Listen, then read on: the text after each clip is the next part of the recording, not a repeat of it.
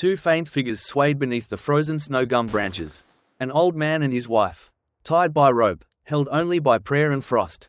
Their lantern still burned, though no wind should have allowed it. Far below, a former army medic drove through the storm, headlights trembling on the track like tired eyes that had seen too much war. Beside her, her Kelpie lifted its head, ears sharp, body tense, as if hearing a heartbeat no human could. When that light flickered through the trees, what she found wasn't just a rescue. It was redemption, wrapped in age, mercy, and snow. Because sometimes God doesn't send angels from heaven. He sends them from the road you almost turned away from. Before we begin, tell me, where are you watching from? Drop your country in the comments below. The Victorian High Country was half drowned in silence. Its slopes dressed in white that blurred the horizon. Wind came and went like breath. Slow, uneven, as though the world itself were tired of speaking. Late winter had settled without ceremony. The kind that didn't arrive suddenly, but crept into bones and memory. The track twisting through the trees was almost invisible, a narrow scar beneath snow and shadow. Eliza Vance, Liz, kept the ute steady with one gloved hand, the other resting against the window as if to remind herself she was still here. 39 years had built a woman out of her. That time was now unbuilding. Tall, with dark hair cropped close and threaded with grey, her face was weathered rather than grown, the kind of face that looks shaped by wind and sun. Her eyes, pale and searching, had the color of worn steel. Not bright, not dull, but something in between, forged by too many sunrises that didn't mean anything. She'd once believed in purpose. The Australian Army had taught her that every movement had a reason. Every breath, a consequence, but war had a way of untying what discipline built. Afghanistan had given her ghosts. The roadside explosion that tore through the convoy. The moment her best mate, Simo, vanished into fire. The guilt that came after wasn't loud. It was slow, persistent, the kind of ache that didn't need to scream to ruin a person. Now, years later, she had traded missions for miles, silence for company, and people for a dog who never asked why. Dusty sat upright in the passenger seat, a 6-year-old Kelpie with a coat the color of dark earth and charcoal. His right flank bore a faint scar from the same blast that haunted Liz. The dog's amber eyes flicked toward the window every few seconds, scanning the world with a soldier's precision. Loyal, yes, but there was thought behind that gaze. As if Dusty wasn't guarding Liz's life so much as the last piece of it still worth saving. Almost there, mate, Liz muttered, though there was nowhere to go. She had told herself this drive through the high country was for maintenance. To check the old forestry post that once served as a training field. But the truth was, she just couldn't stand still. Movement felt safer than stillness. Stillness made the memories louder. The ute climbed higher, tires biting into ice. Snow thickened, turning the world into shades of grey. The radio on the dash whispered static, then died. For a few seconds, only the hum of the engine remained. Then something flickered in her periphery, a small golden pulse through the storm. She blinked, leaned forward, a light too steady to be lightning, too low to be a star. She slowed the ute, frowning. Out here, no one should have been camping. Not with this weather. It could be a ranger's lamp left behind, or some lost hiker making a fatal mistake. But there was something about it that made the back of her neck prickle. It wasn't the light itself. It was the way it didn't move. Dusty's ears perked, body stiff, a low growl rolled from his throat, deep and restrained. Liz sighed, rubbed her temple. It's just a reflection, calm down. But the words weren't for the dog. She reached to turn the wheel, then stopped, somewhere deep inside, the same place where instincts lived long after reason died. Something shifted.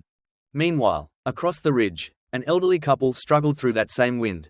Arthur Jenkins, 83, moved like a man fighting not against nature, but against time. His frame was wiry, his steps measured. Once he'd been strong, the kind of strength that comes from years behind tools and hardship. But the mountain made him small. His woolen beanie was damp with frost. His breath shallow, yet he still held the hand of his wife as though that alone could anchor him to the world. Rose Jenkins, 81, was slight and fragile, her hair a silver halo against the dark of her hood. Her face had softened with age, its wrinkles gentle and deep like the lines of an old letter. Her eyes were pale, uncertain, often pausing, as though trying to recall what she was seeing. Alzheimer's had taken pieces of her, but not all, not the part that still whispered her husband's name in the cold. They had come seeking their son, or rather, the place that marked his absence. Corporal Michael Jenkins had died in Vietnam in 1968, and every year since, Arthur had promised to take Rose to where his memorial plaque stood. Up near the old alpine ash grove where veterans were remembered. This year, He'd wanted to go one last time.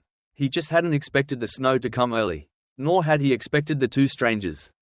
They had appeared without warning. Men in heavy coats, faces half hidden by scarves, rifles slung over their shoulders. Poachers, they said, but poachers didn't strip rings from wrinkled fingers or laugh when an old man pleaded. The younger of them, Damo, had a scar across his cheek, the kind that told a story no one wanted to hear. He took their bag, their money, and when he realized there wasn't much else, his smile changed. They left Arthur and Rose bound and hanging from an ash branch. Wrists tied with rope, boots barely touching the snow. It wasn't a clean cruelty. It was meant to linger. When they disappeared into the trees, the forest went silent again, as if ashamed to witness what it had seen. Hours passed. Rose drifted between memory and frostbite, her lips moving soundlessly. Arthur tried to keep her awake, whispering stories about Michael, about the boy who used to collect galah feathers and say they were proof angels existed. His own breath came ragged now, his vision blurred. Then, from somewhere in the snow below, he saw it, a faint light, golden and warm, their old brass lantern. It must have fallen from Rose's pack during the struggle. The glass was cracked, the fuel nearly gone, but somehow, impossibly, it still burned. The flame quivered, then steadied, as if defying the storm. And miles away, that same flame caught the eye of a woman who no longer believed in miracles. Liz turned off the ignition. The engine died, leaving only the sound of snow hitting metal. She sat there for a moment, staring through the windscreen. The light shimmered again between the trunks. It could have been a cabin window, or it could have been another illusion, her mind's cruel trick replaying the desert fires of memory. She told herself to keep driving. She had no business chasing ghosts in a forest that didn't belong to her. But Dusty whined, soft but certain, pressing one paw against the dashboard as if urging her to look again. Liz's jaw tightened. She reached for the gear stick, then stopped. The steering wheel felt cold under her gloves. She could almost hear Simo's voice. That easy laugh in the dark before missions. The same words every time. You don't walk away when someone needs you, mate, not even when it's bloody stupid. She exhaled through her teeth, watching the fog of her breath cloud the glass. The light blinked once, twice, and held. Outside, the wind rose, sweeping through the trees like 1,000 whispers. The old lantern swung gently from its hook on the branch, flame flickering, but refusing to die. Liz watched it through the windscreen. Dusty gave a low growl, ears flattening, eyes fixed ahead. A pulse of instinct, or faith, or something older struck through her. For the first time since she'd left the battlefield, she turned the ute around. The forest had changed. What had been a white silence moments ago now carried sound. Faint, uncertain, and out of place. Liz Hayes slowed her steps. Listening, the wind clawed through the eucalypts. But beneath it there was something else. A hollow clang, the scrape of metal against bark, and the shallow, rhythmless sound of breathing. She felt the hair on her arms rise inside her jacket. Beside her, Dusty moved forward, head low, ears twitching toward the darkness. The light that had drawn him here flickered between the trees, suspended like a heartbeat, unsteady, pulsing with every gust. Snow blew sideways, catching the beam of Liz's torch and scattering it into 1,000 small shards of light. She adjusted the focus, the lens already fogged from her breath. Every step pressed into the powder with a dull crunch. The forest smelled of cold eucalyptus sap and rust. Dusty stopped. A growl vibrated through the air. Not loud, not meant to threaten, but to warn. Liz raised her torch, the beam catching the glint of something metallic a few feet ahead. At first, she thought it was a piece of old equipment left behind by foresters. Then, the light shifted and the shape changed. A hand, bare, limp, hanging against the wind. Her pulse spiked. She moved closer, the beam sweeping upward. Two bodies hung from the lower branches of a snow gum. The ropes taut, their boots half buried in snow. The woman's silver hair moved slightly with the wind. The man's head was bowed, beard rimmed with frost. Liz's breath caught in her throat. She'd seen bodies before, but never ones this still that still breathed. Jesus, she whispered. She dropped her pack, stepped into the snow beneath them.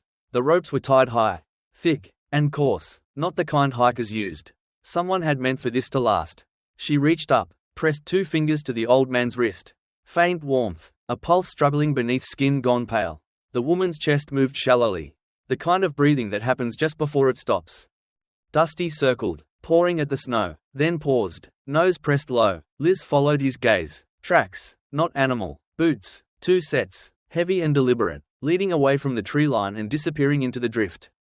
Her chest tightened. This wasn't nature's cruelty, this was someone's design. She looked back at the ropes. Time was slipping fast. She reached for her knife. Thumb flicking open the blade. "Hang in there," she muttered, the words more to herself than to them. The first rope was thick and stiff with ice. She sawed through it, careful to control the fall. The man's body sagged into her arms, surprisingly heavy despite the frailty beneath the coat. Liz eased him down, snow crunching beneath their weight. The man's face was sharp-boned, cheeks hollow, grey stubble frozen to his skin. Liz stripped off one glove and pressed her hand to the man's neck again. Faint pulse, weaker now.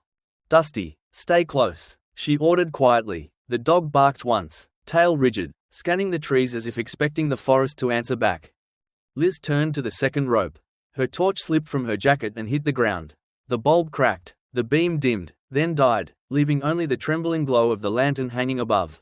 The weak gold light swayed in the wind, throwing long, ghost-like shadows across the snow. She looked at it, breathing fast. The flame reminded her of another night.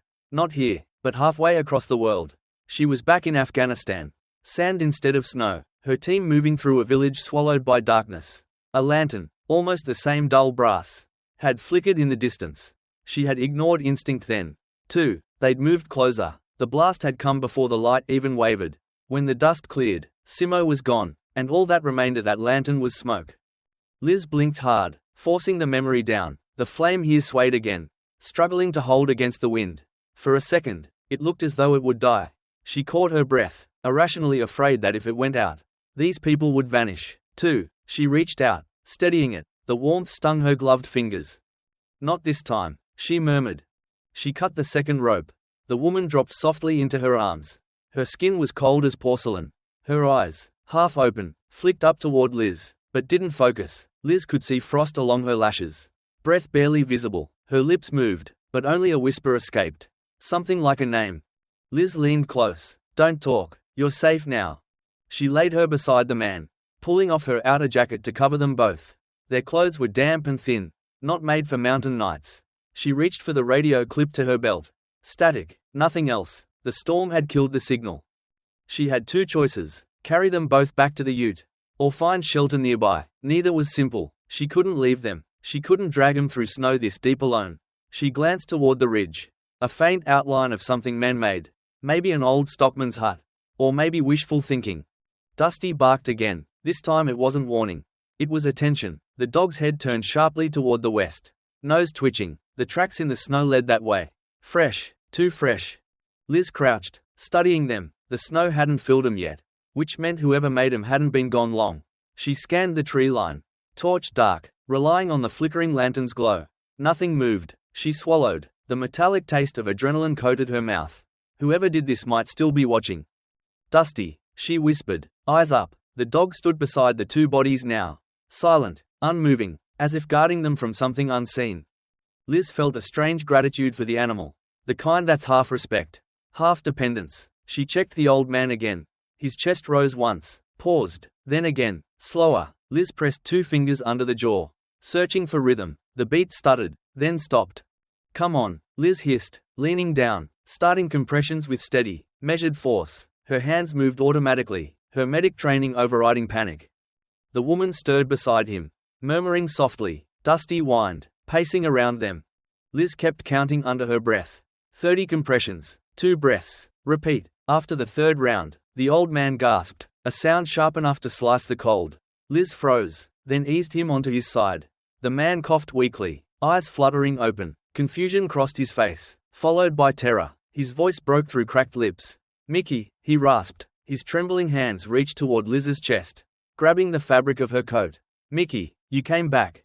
Liz stilled, breath clouding the air. The name hit like a bullet, not because it belonged to her, but because of how it was spoken. Not recognition, but hope.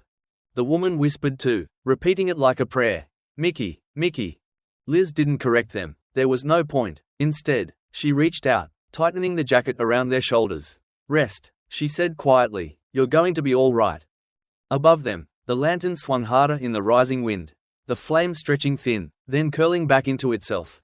Liz looked up, following the light. Snow began to fall again, heavier now, filling the footprints, erasing direction. Dusty stood close, tail low, body tense. His amber eyes caught the last flicker of the flame. The wind howled, but beneath it, Liz thought she heard something else. A distant echo of laughter. Too faint to be real. Maybe from her own memory. Maybe from the forest. Either way, it made her hands shake as she picked up the lantern. She turned toward the track. The storm had thickened, the world dissolving into grey and white. She glanced at the two fragile figures beside her, the only proof that Mercy hadn't frozen out of the world completely. Behind her, the old lantern flickered again, its flame bowing under the storm's breath. Liz looked back once. Dusty growled low. A chill passed through her, not from the cold, but from the certainty that they weren't alone. She tightened her grip on the lantern and whispered to herself, "Let's go." And as she turned toward the dark line of the road, the flame shivered wildly, fighting to stay alive. The track that led up the ridge had disappeared entirely under snow. Liz Hayes trudged forward with her shoulders bowed, a faint ache crawling through her arms from carrying Arthur's frail weight. Rose Jenkins shuffled beside her, clutching the lantern as if it were her heart. The old woman's breath came in short, shallow bursts, each exhale visible like fragile smoke. Dusty stayed close to her side, his black and tan coat now coated in frost, moving in small circles to guard their perimeter. The forest had grown darker, the storm now less a presence than a sound, a long, low growl that never stopped. Liz's memory mapped the slope from years earlier. The trail twisted east toward a forestry shack that had been decommissioned after a storm took its roof. She'd trained there once, survival drills, cold weather extraction, before war replaced the exercise with reality. Now her boots found the buried outline of the same path, and every step carried ghosts. When the structure finally appeared, it was worse than she remembered. A one-room shack leaning against the wind, boards grey and splintered, the tin roof punctured in 3 places. No glass remained in the window frames, only jagged edges like broken teeth. Still, it was something. She pushed open the warped door. Snow fell from the lintel in a soft avalanche. Inside, the air was stale with old smoke and eucalyptus dust. A rusted stove squatted in the corner, long dead. A few crates and a rotting chair were scattered along the floor. Liz lowered Arthur onto a sleeping mat left over from someone's trip, then guided Rose inside. The lantern's dim light made everything seem smaller, as if the cabin existed only in the circle of its glow. "Sit here, love," she said quietly. Her voice carried the calm tone medics used when panic was one breath away. Rose obeyed, her gloved hands trembling as she tried to hold on to warmth. Arthur's head lolled sideways. Liz knelt, pressing 2 fingers to the man's neck. The pulse was weak, but there. She removed her outer coat, wrapped it around Arthur's shoulders, and began rubbing life back into the old man's hands. Dusty moved restlessly near the doorway, nostrils flaring. Liz caught the scent, too, faint, metallic, human. The tracks they'd passed hadn't been covered yet, and whoever had left them might not be far. She needed shelter first, safety later. She searched through her pack, finding a few emergency blankets, a roll of gauze, and her field knife. The gauze she tore into strips to bind Rose's wrists where the rope had bitten deep. Her skin was papery and pale, marked with the bruised rings of restraint. As she worked, something caught her eye, a dull shine at Rose's collarbone.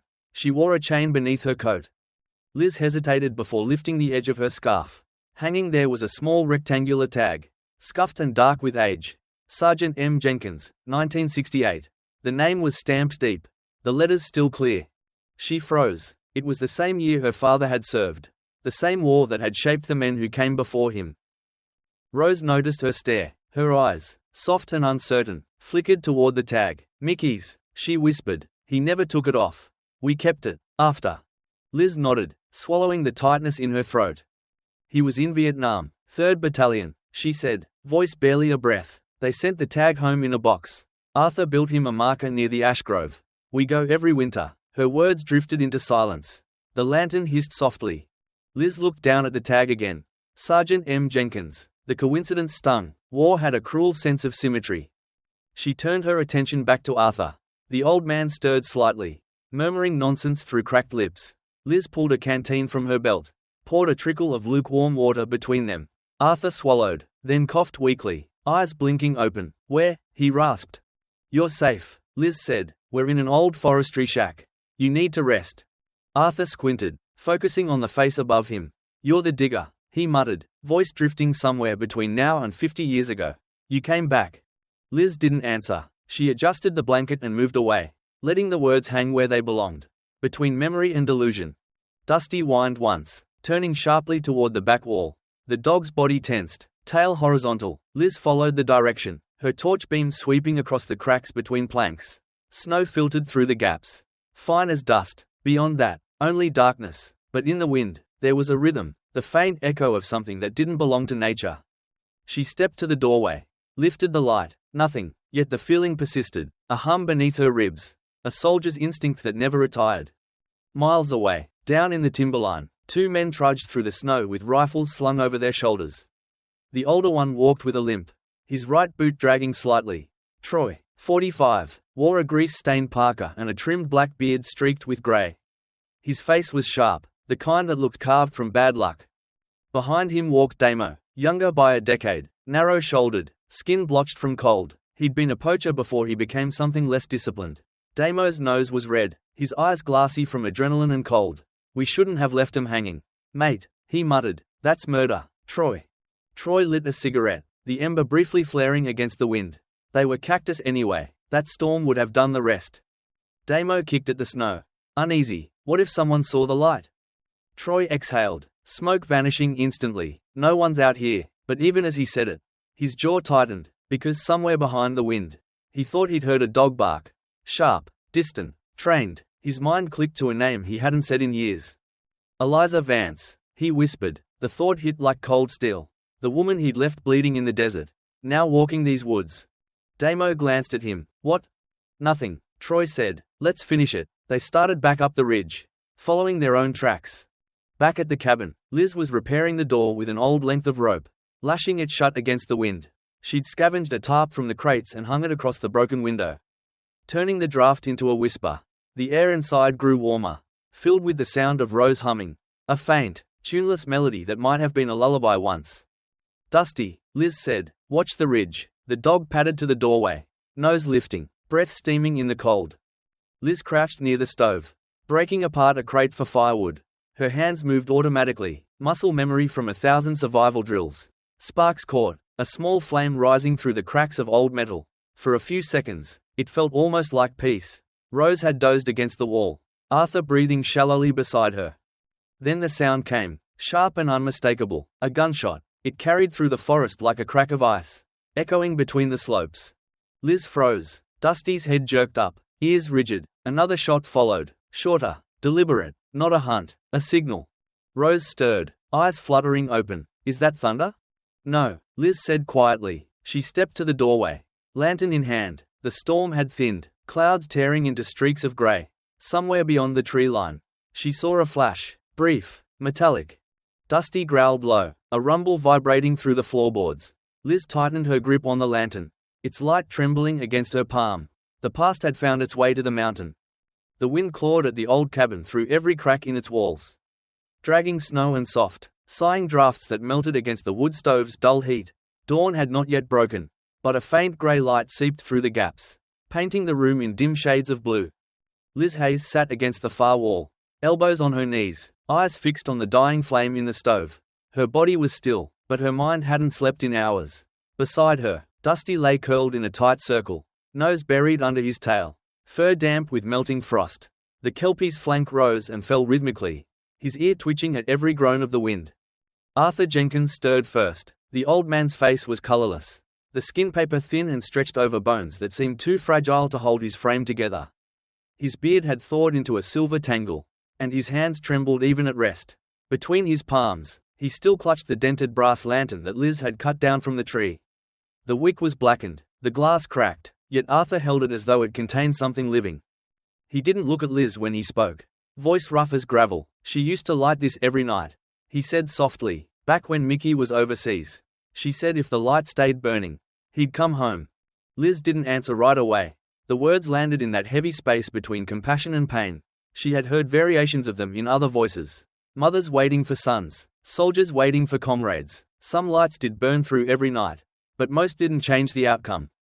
Rose lay on the cot near the wall, wrapped in layers of blankets. Her breathing was slow, but steady now. When she opened her eyes, they were clouded, not just by exhaustion, but by something deeper, a haze that blurred time. She smiled faintly when she saw Liz sitting by the stove. "Mickey," she whispered, "you came back." The words hit her like a cold current. Liz looked away, rubbing the scar along her wrist, a habit she didn't know she had until moments like this. "It's Liz, love," she said gently. "You've been through a rough night. You should rest." But Rose's mind was already somewhere else. Her eyes glistened with tears. "You always did come back muddy," she murmured with a soft laugh. "Your father hated that uniform. Said it made you look too grown. But you were so proud." Her voice faded, drifting into silence again. Liz felt her throat tighten. She told herself it wasn't personal, that her confusion was an illness, not meaning. Yet, when she spoke, it awakened something raw in her. The memory of Simo, her mate, her brother, calling for her through smoke the day the blast hit. "You get out, Vance," Simo had shouted, blood running down his face, his hand reaching through the dust. "If one of us makes it, make it count." Then the fire had consumed the air, and everything after had been quiet. Arthur's hands shook harder. The lantern rattled softly in his grip. "She forgets things," he said, voice barely above a whisper. "Names, faces, but her hands remember where everything is in that kitchen back home. She still sets 2 plates every morning, still hums that old hymn she hates." He smiled sadly, eyes on the flame. The body remembers even when the mind lets go. Liz didn't speak. She stood and crossed to the window, peering through the gap in the tarp.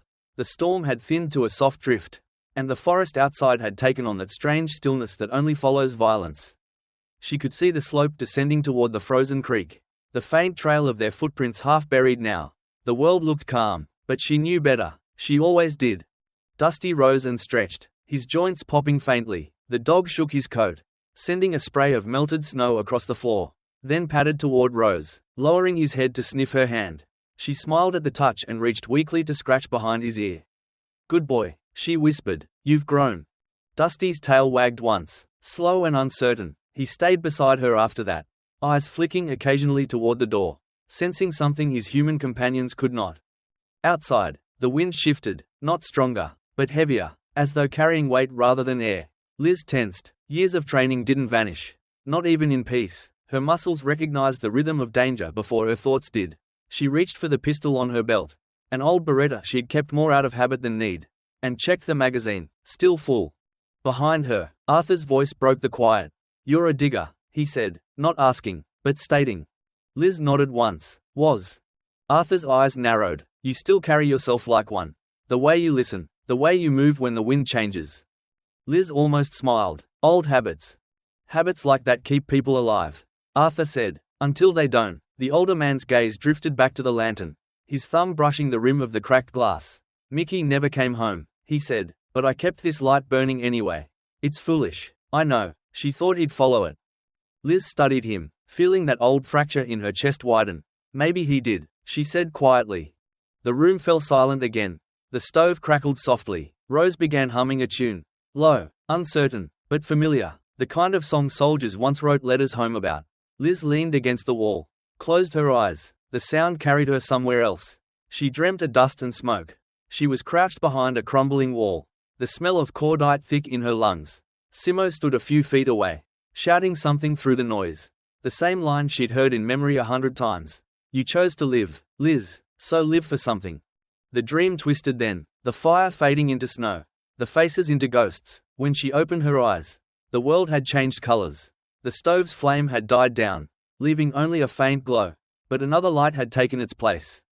Outside the window, far across the slope, something shone faintly against the dark. A lantern, not theirs. The flame was too bright, too steady.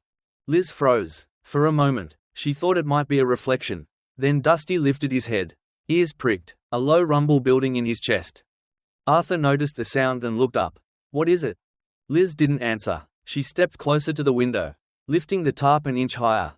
The light was real. It hung halfway up the opposite ridge, swaying slightly, too deliberate to be the wind. She glanced at the old couple. Rose had fallen asleep again, her hand resting against Dusty's back. Arthur's eyes had closed, too, the lantern still clutched to his chest.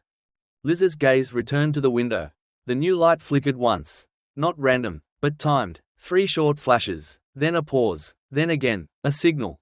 Liz's jaw tightened. She lowered the tarp and blew out the remaining flame in the stove until the cabin fell into darkness. Dusty crept to her side. Pressing close, she whispered almost to herself, "That's not rescue." Outside, the unknown lantern swayed once more, bright and patient, waiting for a woman who knew better than to wait. The night had sharpened into silence, the kind of silence that makes every sound feel like a confession. The cabin lay crouched in the dark, its windows covered, its single heartbeat the faint crackle of a dying ember. Liz Hayes sat near the door, one knee drawn up, the cold steel of her binoculars pressed against her brow. The lens caught a distant flicker. Two shapes moving through the snow. They weren't ghosts. She could see the heavy gait, the way the snow sprayed up with each step, the slung rifles glinting under the lantern light. Troy and the younger man with him were still a kilometer away, but closing fast. Liz studied their movements. The older one walked like a man who'd forgotten how to trust his legs. Deliberate, angled, always scanning. The younger followed behind, too close, too unsure. Liz didn't need to see their faces to know the dynamic. Predator and follower, experience dragging weakness behind it. She lowered the binoculars and leaned back against the wall, breath fogging the air. Dusty stood beside her, head tilted, amber eyes bright in the dark. The Kelpie's coat shimmered in the low lantern light, each muscle under his fur wound tight like a drawn bow. "They're coming," Liz whispered. Dusty's ears twitched. Across the room, Arthur Jenkins sat upright now, eyes sunken, but alert. His thin hands rested over the dented lantern on his lap, the same one he'd clutched since the tree. "Who's coming?" he asked. Liz hesitated. "Not help." Rose stirred at the sound, her frail voice trembling from the cot. "Then we should hide." Liz nodded. "That's the plan." She spread a rough map on the floor, a faded outline of the terrain she'd memorized years ago. "There's a narrow gully behind the ridge," she said, "leads down toward the old service road. If we can get through before sunrise, we'll be clear." Arthur frowned. "You think we can walk that far?" Liz looked at them, two bodies barely holding on to warmth, the weight of years pulling at their bones. She forced a half smile. "I've seen diggers crawl farther for worse reasons. We'll manage." Dusty let out a low bark, pacing toward the door. Liz followed his gaze out the window slit. The lantern light on the opposite ridge had gone dark. "They've killed the light," she muttered, "which means they're close enough to see ours." She began packing fast. Water, gauze, matches, and the small pistol she'd hoped not to use again. Her movements were controlled, practiced, even in fear. She moved like someone trained to calculate the next breath. Arthur reached for the lantern. "Take this," he said. Liz shook her head. "Too bright. It'll give us away." But the old man gripped it tighter. "Then what's the point of carrying light if we hide from it?" Liz stopped. The words hung in the air longer than they should have. She didn't answer. Instead, she looked toward Rose, who had pushed herself to sit upright. Her face was pale as snow, but her eyes, a soft grey blue, carried something sharp beneath the fog of memory. "Sometimes," she said, her voice thin but steady, "God sends us fear to show we're still alive. Maybe the light isn't to see, but to be seen." Liz exhaled slowly, something shifting deep inside her chest. "Then let's make sure the right people see it," she said. She turned to Dusty. "Lead." They slipped out the back, the cold slapping him instantly. The snow was deep but soft, muffling footsteps. The sky had cleared just enough to reveal a slit of moonlight cutting through the storm's remnants. Liz guided Rose with one arm, Arthur following close behind. The old lantern dimmed to a whispering glow. Dusty trotted ahead, occasionally stopping to test the wind. His fur bristled once, and Liz froze. To their left, a faint movement in the tree line. A pair of glowing eyes reflected the lantern's weak light. Then another, and another. Kangaroos. They stood half hidden among the trees. A silent mob, watching, their bodies like grey smoke against the snow. Dusty's growl deepened, low and steady. Liz whispered, "Easy, boy." Rose stared, transfixed. "Beautiful," she murmured. "They're not here to hurt us." Arthur's grip tightened around the lantern. "How do you know?" She smiled faintly, her breath trembling. "Because they're afraid, too." The largest kangaroo, a big boomer, stood tall, its breath visible, its eyes catching the lantern glow like tiny suns. For a long moment, the forest held its breath.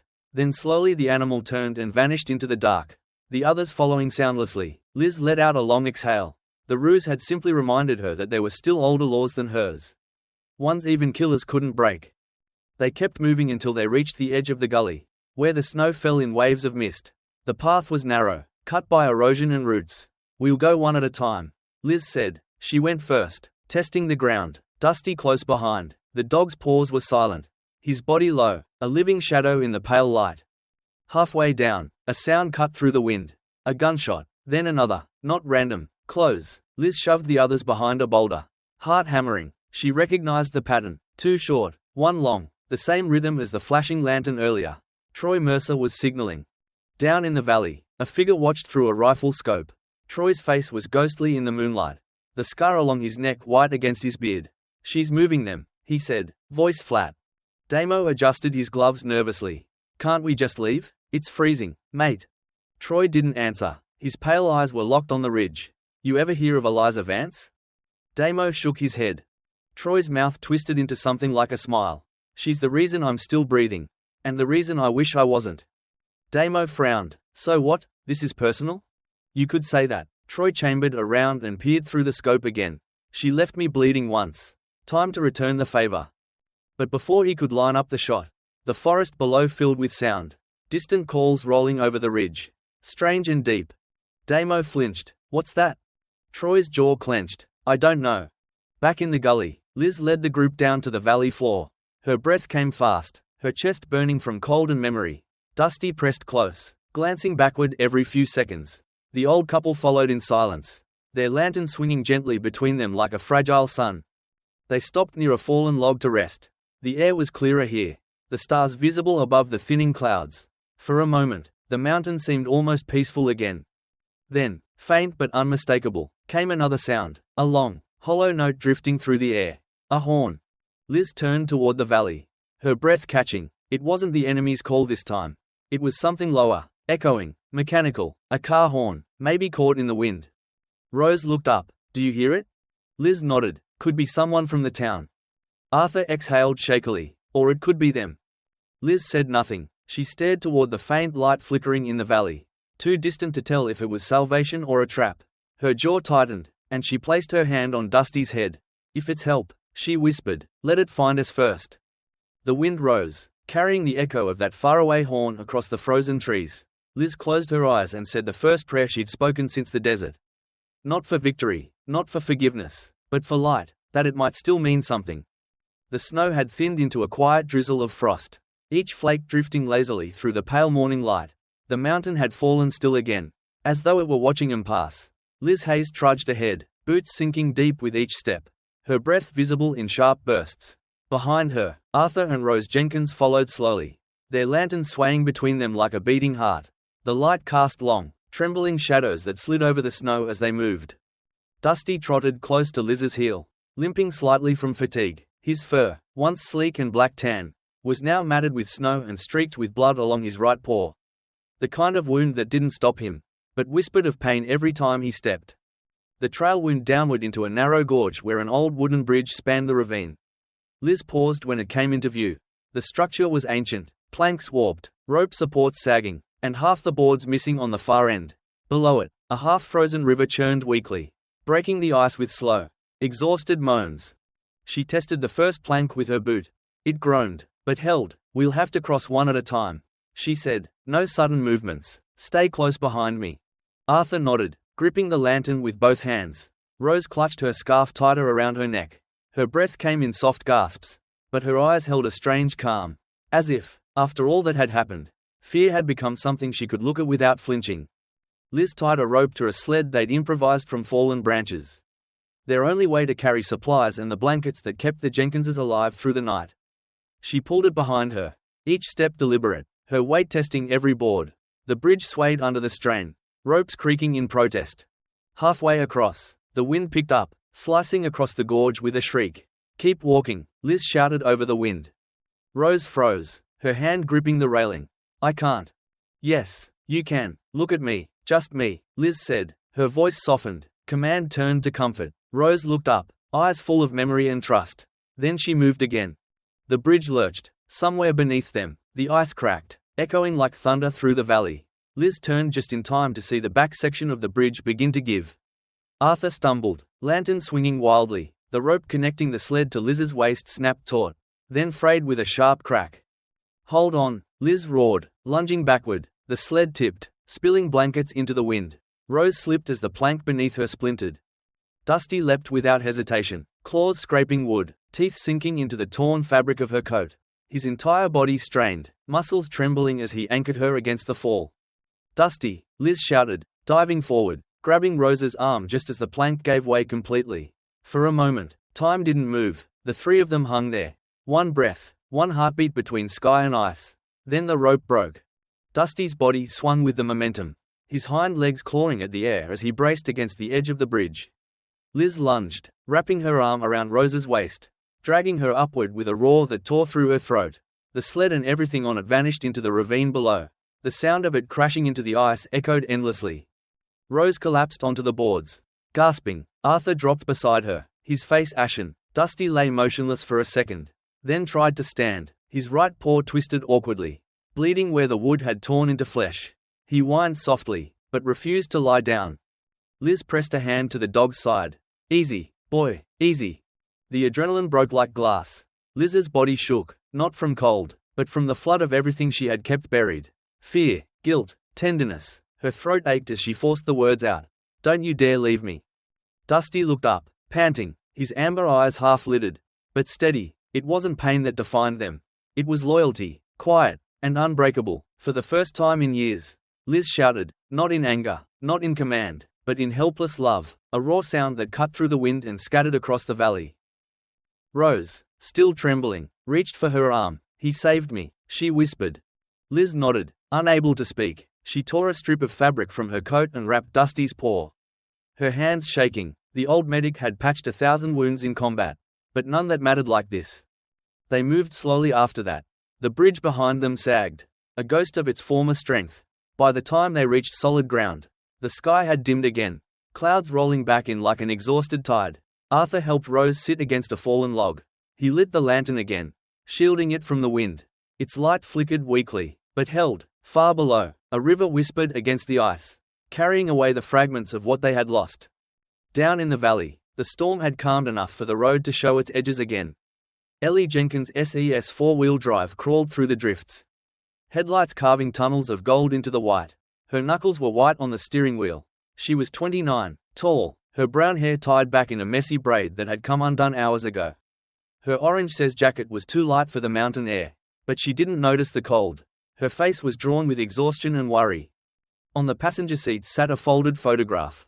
Her parents in their younger years smiling on the porch. Her father's arm around her mother as a small boy stood between them. Michael Jenkins, the brother she never met, but whose name was spoken like a prayer. The radio crackled, static and distant voices, then silence again. "Damn it," Ellie muttered, "come on." Her headlights caught something ahead, a glint buried in snow. She braked, climbed out, and knelt down. It was a lantern, old brass, dented, the same kind her mother used to light every night on the porch. Ellie brushed the snow from its glass, and the faintest flicker appeared inside. Impossible, but there, she felt warmth under her glove, like the lantern remembered the hand that once held it. Tears pricked her eyes. "Okay," she whispered, "if you're still burning, I'm still looking." She followed the faint glow up the forest road, headlights bouncing behind her like loyal ghosts. The storm thickened again, but she didn't stop. Something ahead waited. She could feel it, the same pull that had led her to every lost thing she'd ever tried to save. Back on the mountain, the wind picked up again. Liz knelt beside Dusty, her fingers pressed gently against the dog's chest, feeling each breath grow shallower. Rose clasped her hands, praying in silence, her lips trembling. Arthur bowed his head, holding the lantern close to his chest. "Don't go," Liz whispered, her voice breaking. "We're almost there." The light in Arthur's lantern trembled once, then steadied, as though the flame had caught its breath. Two. Then, faint and far away, another light appeared through the snow. It bobbed rhythmically, growing brighter, drawing closer. Liz lifted her head, eyes narrowing. It wasn't the hunters, it wasn't the past. Somewhere below, a car engine roared weakly against the mountain slope. Dusty stirred, his ears twitching once. Liz exhaled a broken laugh. "Hold on, buddy," she murmured. "Maybe someone still believes in the light." The snow swirled again, but this time it didn't feel cruel. It felt like the mountain itself was breathing with them. And through the storm, the approaching light kept coming. The storm had not fully passed, but it had grown tired. The snow fell gently now, like ash after a long fire. Soft and soundless, Liz Hayes sat in the cold hollow between two boulders, her knees buried in white, her hands pressed against the flank of Dusty, whose breathing came in uneven bursts. The dog's paw was bandaged in layers of torn fabric, soaked dark where the wound still bled. His black and tan fur clung to his body in wet clumps, steam rising faintly each time he exhaled. Liz's face was streaked with melted snow and dirt, her jaw tight with the kind of pain that didn't need words. A faint rumble broke the silence. Not thunder, but an engine straining against the slope. Liz's head snapped up. She squinted through the curtain of snow. Headlights, pale and ghostly, flickered between the trees. vanishing and reappearing as the road curved. Arthur Jenkins stirred beside her, clutching the brass lantern that had never gone out completely. The flame trembled in its glass, defying the wind. Rose sat leaning against a tree trunk, her breath shallow but steady, her scarf wrapped around her like a cocoon. "Someone's coming," Liz said. Her voice was hoarse, cracked from cold. Arthur looked up with a kind of awe, as if the thought itself were a miracle too fragile to speak aloud. "You think it's her?" he asked softly. "Who?" "Our daughter." Liz didn't answer. She didn't need to. Somewhere beneath the noise of the storm, she heard it, the faint honk of a horn, cautious but close. Dusty stirred, one ear twitching, his tail giving a weak thump against the snow. Liz pressed her forehead to the dog's, whispering, "Hold on, boy, help's here." Moments later, the vehicle emerged through the drifting white, and says four-wheel drive, its tires half buried in the snowbank. The driver's door swung open and a figure stepped out, wrapped in an orange parka and a scarf pulled high over her mouth. She moved with urgency, boots crunching into the snow, a torch beam slicing through the mist. "Mum, Dad," the voice called out, a woman's voice trembling at the edges. Arthur tried to stand but faltered, the lantern swinging wildly. Liz caught him by the shoulder and steadied him. "We're here," she shouted back. The beam turned toward them, landing on the scene, the wounded dog, the old couple, and the woman who didn't belong, but somehow looked like she'd always been part of this mountain. Ellie Jenkins lowered the torch slowly, her breath catching. Her hair, brown streaked with snow, had escaped its braid, plastering against her cheeks. Her face was pale from cold and exhaustion, but her eyes, sharp and filled with disbelief, locked first on her parents. "Dad, Mum." She stumbled forward, kneeling in the snow beside them. Rose's eyes fluttered open at the sound of her voice. For a heartbeat, confusion clouded her expression. Then, like a light warming through fog, recognition bloomed. "Ellie," she whispered. "Yes, Mum." Tears froze on Ellie's lashes. "I'm here. I'm right here." Rose reached out with trembling hands. Ellie caught them, pressing them to her face. Arthur leaned in, his own hands shaking. "We thought," he began, but couldn't finish. Ellie smiled through her tears. "I know, it's over now." Behind them, Liz quietly gathered her pack and tools, giving the family space. She moved with the quiet efficiency of someone who'd spent too long mending what others had broken. She tore a fresh strip of gauze from her medical kit and re-wrapped Dusty's paw, muttering under her breath, like she was speaking a prayer she didn't quite believe in. Rose noticed her, her eyes softening. "She saved us, Ellie, her and that dog." Ellie looked up at Liz then. Really looked. The woman before her was rugged, late 30s, tall but lean from years of strain. Her uniform jacket, faded army camo, clung to her like memory. Her eyes, pale, haunted, but kind, met hers for a moment, and she saw the quiet fatigue of someone who'd fought too many invisible wars. "Thank you," she said simply. Liz gave a small nod. "Let's get them into the truck before the temperature drops again." She lifted Arthur first, guiding him gently toward the vehicle. Ellie helped Rose to her feet, wrapping her coat around her mother's shoulders. Dusty limped after them, leaving small red stains on the snow. Liz scooped the dog up without hesitation, carrying him like a child. When they reached the vehicle, Ellie opened the back door. The warmth from the heater spilled out, fogging the air. They moved in silence, a silence not of emptiness, but of relief too heavy to speak through. Arthur settled into the back seat, holding Rose close. She clutched the old lantern to her chest, its light flickering against the window glass. Dusty lay on the floor beside Liz's boots, eyes half closed, breathing shallow but steady. For a long while, no one spoke. The only sound was the wind brushing against the car, the faint hum of the heater, and the occasional crack of distant ice. Ellie finally broke the quiet. "There's a clinic 20 k's down. If the road's open, we can make it." Liz nodded, her hands tightened on the steering wheel, knuckles pale. "We'll make it," she said simply.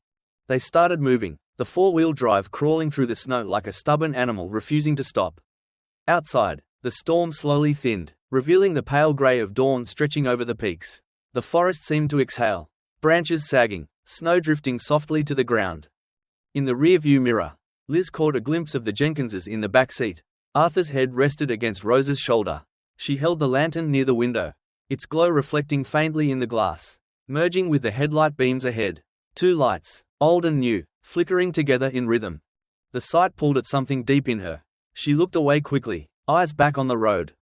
Far behind them, on the slope above the ravine, Troy and Damo emerged from the trees. They stopped when they saw the red tail lights in the distance winding slowly down the mountain. Damo shivered, rubbing his arms. "It's over," he said. "Let's go." Troy didn't move. His face, gaunt and pale beneath his beard, was unreadable. He exhaled through his nose, watching the light fade. "You hear that?" he murmured. Damo frowned. "What?" "The silence," Troy said softly. The bush had gone completely still. Troy's eyes shifted downward, catching a glint in the snow. One of their lanterns, dropped earlier, lay half buried. The flame inside flickered once, then died. He stared at it a long moment before turning away. They disappeared into the forest, leaving only footprints that the wind quickly erased. Back on the mountain road, Ellie drove carefully, her eyes fixed ahead. The snow had softened into mist swirling around the headlights. Liz sat in silence beside her, her gaze on Dusty's reflection in the side mirror. The dog's chest rose and fell steadily now. Rose's voice came faintly from the back seat. "You're quiet, Digger," she said. Liz turned slightly, meeting her eyes in the mirror. "Just tired, love." Rose smiled, weak but radiant. "My son died in a war far away. For years, I prayed that God would send him home. Tonight, he sent someone else." Liz swallowed hard, her throat tightening. She didn't trust herself to speak. The road curved, and the first rays of dawn spilled through the windscreen, washing their faces in pale gold. The lantern's glow shimmered in the reflection, as if greeting the sun. For the first time in years, Liz didn't look away from the light. 3 days had passed since the night the lanterns met in the snow. The storm had retreated into memory, leaving the town wrapped in a silence that felt almost sacred. Liz Hayes found herself still there, a woman who never stayed anywhere longer than she needed to, now repairing fences and patching the old Jenkins's porch as if it were her duty. The town, nestled between white hills and frozen gums, was small enough that everyone knew when a stranger lingered. Yet no one asked questions, maybe because they saw the uniform beneath her coat, or maybe because grief recognized its own. Dusty lay beside the porch steps, his bandaged paw resting on an old wool blanket. The Kelpie had begun to heal, though his limp remained, a quiet reminder of what he had done. His eyes followed Liz's every movement, calm and steady, a mirror of his master's restraint. Inside the Jenkins household, warmth gathered like prayer. Rose sat by the window, sunlight filtering through lace curtains onto her pale face. The deep lines on her skin seemed softer now, shaped more by peace than pain. Arthur sat near her, hunched over the table, a pen trembling in his hand. The letter he was writing had taken him all morning. His fingers, thin and knotted, gripped the pen as though it were the last thing tethering him to the world. The paper bore slow, deliberate words, to the digger who brought back the light. He paused, glancing toward the porch where Liz worked. "Rosie," he murmured, "how do you thank someone who carries ghosts?" Rose smiled faintly. "You don't, Arthur. You remind them they're still among the living." Outside, Ellie Jenkins's Cez truck pulled into the driveway, tires crunching over the melting snow. She stepped out in her uniform, scarf tucked loosely around her neck. The wind lifted strands of her brown hair as she carried a bag of groceries to the porch. "You fix things faster than our handyman," she said, smiling at Liz. Liz shrugged. "Muscle memory." Ellie leaned against the railing, watching her hammer a loose board back into place. "You could stay a while. You know, the town's quiet, and people here don't talk much about the past." "That's the problem," Liz replied, her tone softer than her words. Ellie studied her, the faint scar that ran along her jawline, the tired calm behind her eyes, the way she looked at the horizon as though she was waiting for something to disappear. "You think silence heals?" Ellie said. "It doesn't. It just waits for you to stop pretending." Liz didn't answer. Instead, she knelt beside Dusty, checking the dog's bandage. The gesture was her reply. Care instead of conversation. That evening, the air turned to glass again. Clear and still, snow glittered faintly under the lantern that hung by the porch. Liz sat alone on the jetty by the frozen lake, her reflection rippling in the thin layer of thawing ice. Dusty lay beside her, head resting on her knee. The sound of the world was small. Distant wind, shifting water, the faint creak of old wood. She heard footsteps behind her. Ellie approached, her boots crunching softly. She handed Liz a mug of coffee, steam curling upward like smoke from a candle. "They're sleeping," she said. "Dad finished his letter." Liz took the mug, nodded. "He's a strong man." "He's dying," Ellie replied quietly. "He knows it, but he said he feels at peace for the first time in years." Liz looked out at the horizon. "He has something most of us lose. Purpose." Ellie smiled, sitting beside her. "You talk like someone who lost theirs." Liz didn't deny it. "War takes a lot of things. The noise never leaves. You just learn to walk around it." For a while, they sat in silence, watching the faint glimmer of starlight over the lake. Then, through the reflection, Liz noticed it, a soft glow on the surface of the water. Trembling gently, she turned. The porch of the Jenkins home stood faintly illuminated by the old brass lantern. The same one Arthur had carried through the storm. Someone had lit it again. Rose, perhaps, or maybe the light had simply chosen to burn once more. Ellie followed her gaze. That light, she whispered, it used to mean someone was missing. My mum kept it burning every night for my brother. I used to hate it. Thought it kept her trapped in grief. Liz listened. The lake reflected both the lantern's glow and the pale halo of the moon, merging into one steady shimmer. But now, Ellie said softly, I think it's not about loss anymore. It's about return. Liz's hand rested on Dusty's head. The dog sighed, pressing closer. Maybe, Liz said after a long pause. It's both. Maybe return only means something because of what we lose. Ellie nodded. Maybe that's why you're still here. Liz looked at her then. Really looked. Her eyes were green-grey, the same color as the sky before snow. Steady and honest. She didn't know what to say, so she said nothing. The wind had fallen completely silent. Even the trees seemed to hold their breath. Back inside, Arthur stirred in his chair. The finished letter folded neatly on the table beside the flickering lamp. His eyelids fluttered and a faint smile crossed his lips. He whispered something Rose couldn't quite hear, but she knew the shape of it. Thank you for bringing him home. On the porch, the brass lantern's flame danced steadily, untouched by the night's cold. The lake caught its reflection, turning one fragile light into 1,000 trembling stars. Liz rose slowly, brushing snow from her coat. She looked at the lantern, at the house, at the road leading out of town. For once, she didn't know where she belonged, and it didn't frighten her. Dusty stood, favoring his injured paw, and nudged his master's hand. Liz smiled faintly. Yeah, boy, she murmured, maybe we'll stay another night. Behind them, Ellie lingered at the doorway, arms crossed, watching her as though she understood the choice before she did. The storm's gone, she said. Liz turned her head slightly. Yeah, she replied, looking at the lantern's reflection on the water. And the light's still here. The wind, which had haunted the town for days, finally stopped asking why. The silence that followed wasn't emptiness. It was peace. Sometimes miracles don't arrive with thunder or light. They come quietly in the form of a medic who turns her ute around. Or a lantern that refuses to die out. In a world where so many hearts grow cold, God still whispers through the smallest flames, reminding us that love, mercy, and hope can survive even the longest storms. Maybe that's what faith truly is. Not believing that the road will be easy, but trusting that light will find us when we can no longer find it ourselves. If this story touched you, share it with someone who needs to believe again. Leave a comment below, tell us where you're watching from. And don't forget to subscribe for more stories that keep the light alive. May God bless you and every soul still searching for warmth in the cold.